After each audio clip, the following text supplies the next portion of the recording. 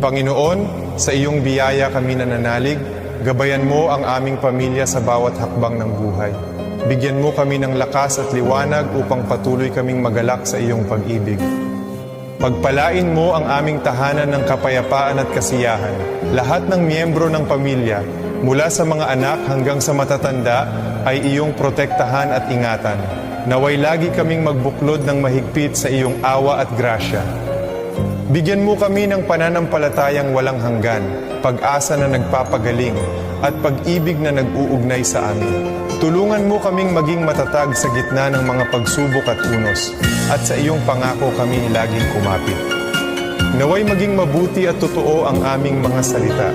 Sa lahat ng aming iniisip, sinasabi at ginagawa, turuan mo kami ng pasensya at pag-aalaga.